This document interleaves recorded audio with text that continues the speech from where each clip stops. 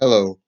Um, so recently I've been thinking a lot about World War Two, um, and I've taken to reading a bit more of a book that I got a few Christmases ago from my father, and it's a book simply entitled Great Rescues of World War Two by Thomas J. Crowell. Book basically recounts a number of heroic stories of individuals and organizations and episodes during the war that really exemplify human courage and any one of these stories would make for an epic film. Um, so I want to talk about a few of these people, not just featured in this book, but also um, some of those people whose stories really, some are better known than others, but they're all warranting of attention, I think. There's an organization in Israel called the Yad Vashem, and basically it honors non-Jews who risk their lives or their reputations to save Jewish people during the darkest days of the Holocaust. And it's honoured several thousand people in this way, which really is a testament to the number of human stories that come out of World War Two. And incidentally, the Yad Vashem doesn't just issue this at random. I mean, it has to be applied for. So advocates of the people named by this honour kind of need to prove that it's warranted. So it's not just like it's handed out to anyone. But what's interesting is there are some famous cases like Raoul Wallenberg and Oskar Schindler, whose stories are well documented and rightly so. But there are many figures in World War Two, probably that we still don't know about. There must be countless episodes of great personal courage, not just during the Shoah, but also during other events during the war. I've got a bit of a cold, incidentally, so it's very distracting. Excuse me for a minute.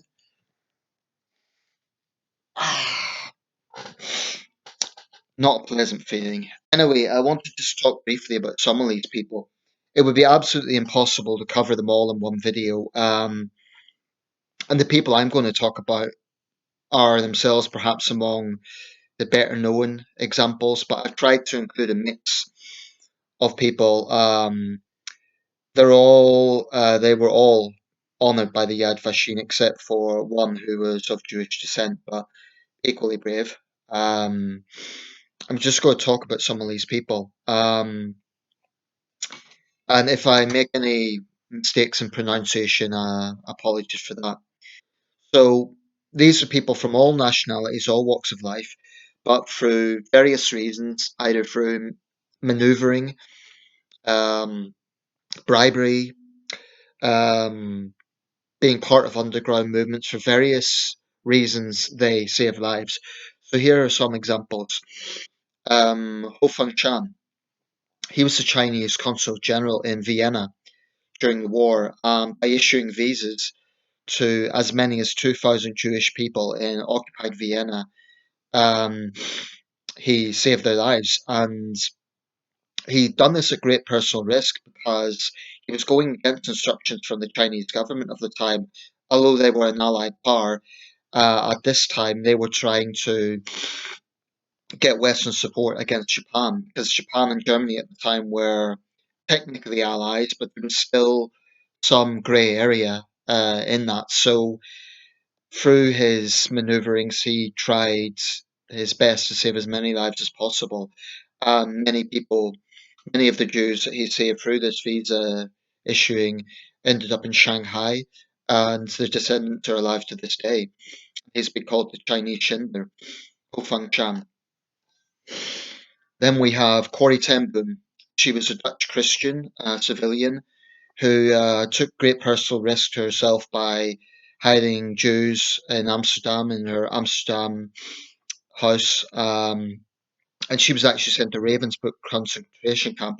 She survived amidst awful conditions. When she returned to the Netherlands, the Great Hunger was going on. which was a terrible famine in the Netherlands. And then she saved disabled people who were also at risk of persecution from the Nazis. Um, so she was a Dutch civilian. Karl Plage, or Karl Plag, I'm not sure how his name's pronounced. He was a German engineer. I'm not sure if he was a member of the Nazi Party or not, but he was a German engineer in occupied Lithuania, and he basically issued work permits to non-essential workers in occupied Lithuania, and he saved at least 2,000 Jews in Vilnius. Um, Thousands were slaughtered in Lithuania during the war, but he saved at least 2,000 by issuing these visas. Irina Sendler, part of the Polish resistance, and she actually smuggled Jewish children out of the Warsaw Ghetto in the darkest days of the occupation. She was honoured by the Yad Vashem Council. A Japanese diplomat, Chune Sukahara, he was stationed in Konos, and he was the vice consul for the Japanese Empire. He saved up to 6,000 Jews by issuing them transit visas in order to get into Japanese territory, and in so doing, saved their lives from being sent to the extermination camps. And he's the only Japanese recipient of the Yad Vashem Righteous Among the Nations. Now, a British example who actually hasn't been honoured by Yad Vashem because he's of Jewish descent himself. Um, he had an incredibly long life. He died at the age of 106 in the year 2015. He's now got more fame in the UK, and rightly so, is Nicholas Winton, who's famous for his role in the Kinder transport. And basically, whilst a young civil servant in Prague, which was occupied during the war, he arranged for the transportation of some 669 Jewish children um, from Prague to London, and in so doing, saved their lives. Um, and what's interesting with Nicholas Winton is his endeavours were only discovered later in life. As late as 1988, I believe his wife discovered some archives in their attic. Winton, like so many of these people, was very modest. He never spoke about what he'd done. But there was a very emotional reunion in a documentary program in around that time, I believe, where basically the survivors who he had saved, they were all themselves in their 70s. Winton would have been, I guess, in his 90s then, or in his late 80s. They stood up. I think the host said, "Can you stand up if Nicholas Winton saved your life?" It was a very emotional moment, but there's been several honours for Nicholas Winton. There's a statue in Prague railway station, the main railway station in Prague. There's a statue at Liverpool Lime Street station where the Kinder Transport arrived, and at Maidenhead, I believe the Maidenhead connection is where I think he's from Maidenhead. I'm not sure. He died in the year 2015 at the age of 106. Um, and he is a British example of one of these incredible people. But like I say, it wasn't honoured by Yad Vashem simply because he was himself of Jewish descent, and it's strictly for people of non-Jewish descent who saved Jews. But no less brave for all that. John Rabb, who is actually a German official and a member of the Nazi Party, has got more attention of late. He was, like I say, a German official. He was in occupied China in just before World War II, the Second Sino-Japanese War, and he helped to establish the Nanking Safety Zone. And in doing so, he saved the lives of thousands of Chinese citizens during the rape of Nanking by Japanese imperial forces. There was a film made recently about him, truly remarkable man. So this is just a handful of examples. There are many, many others, too many to name in one video. But quite honestly, a few of these people, there have been films made about, certainly John Rabb, um, but many really aren't as well known as they should be, and there's many others. So it's good that Oskar Schindler and Raoul Wallenberg are recognised. They should be. But honestly, any one of these people would make for a remarkable film, and I hope there are more films in the future documenting humanitarian endeavours. Certainly during the Showa, but also during other dark episodes in World War II, Japanese war crimes, and many other profound events.